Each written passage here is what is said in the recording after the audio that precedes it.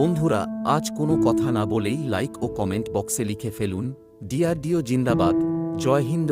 কারণ ডিআরডিও নিজস্ব স্বদেশী পদ্ধতিতে ক্রুজ মিসাইলের সফল পরীক্ষা করে ফেলেছে, যা আমাদের সকলের জন্য গর্বের বিষয়। আপনারা বিশ্বাস করেন আর নাই করেন, এই কথা শুনে চীন এবং রাশিয়ার কপালে হালকা হলেও ভাঁজ পড়েছে। রুশের চিন্তা হলো এটাই যে দেশ কয়েক মাস আগে পর্যন্ত এই অস্ত্র ইম্পোর্ট করেছিল, কিন্তু আশ্চর্যজনকভাবে এমনকি টেকনোলজি আবিষ্কার করে ফেলল যে এমন টেকনোলজি তারা নিজে থেকেই তৈরি করা শুরু করে দিয়েছে। এর ফলে রাশিয়ার অস্ত্র ব্যবস্থা কোনো না কোনোভাবেই কিছুটা হলেও ক্ষতির সম্মুখীনের দিকে এগিয়ে যেতে পারে, কারণ রাশিয়ার কাছ থেকে সবথেকে বেশি অস্ত্র আমদানি করত ভারত।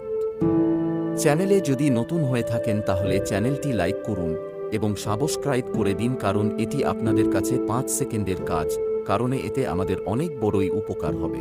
বন্ধুরা, কিছুক্ষণের মধ্যেও আসা তথ্য অনুযায়ী যে রিপোর্ট এসেছে তাতে দেখা যাচ্ছে যে উড়িষ্যার চাঁদপুরে এক স্বদেশী টেকনোলজি দ্বারা বিকশিত ক্রুজ মিসাইলের সফল পরীক্ষা করা হয়েছে। ডিআরডিওর তথ্য অনুযায়ী এই টেকনোলজি ভারতের ক্ষেত্রে যথেষ্ট বড় মাইলস্টোন। বেশ কিছুদিন ধরে এই মিসাইল তৈরির কাজ চলছিল। এই ক্রুইজ মিসাইল সমস্ত পরীক্ষা সফলভাবে অতিক্রম করেছে। যখন এর পরীক্ষা করা হচ্ছিল তখন বিভিন্ন দামি উপকরণ যেমন রাডার, টেকনিক্যাল স্ট্যাম্প, চিপস প্রভৃতি ইনস্টল করা হয়েছে, কারণ এর স্পিড এবং দক্ষতা সম্পর্কে জানার জন্য।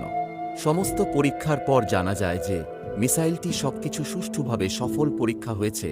এই ক্রুজ মিসাইলটিকে ক্ষমতা দেওয়ার জন্য যে ইঞ্জিন লাগানো হয়েছে তা হল জিটিআর, অর্থাৎ গ্যাস টারবাইন রিসার্চ এস্টাবলিশমেন্ট। এটি সম্পূর্ণ দেশীয় পদ্ধতি তৈরি, যা বেঙ্গালুরুতে তৈরি করা হয়। এ টু জেড সমস্ত পার্টস স্বদেশী পদ্ধতিতে তৈরি করা, কিন্তু কোন মিসাইলটি পরীক্ষা করা হয়েছে তা এখনও প্রকাশ করা হয়নি। বলা হচ্ছে যে এই মিসাইল রেঞ্জ 2000 থেকে 2500 কিলোমিটারের কাছাকাছি। বন্ধুরা, আরও পরবর্তী জিকে আপডেট ভিডিওর জন্য আমাদের চ্যানেলটি সাবস্ক্রাইব করুন এবং বাংলায় কথা বলুন। বাংলা ভাষাকে ভালোবাসুন এবং নিজেকে আপডেট রাখুন।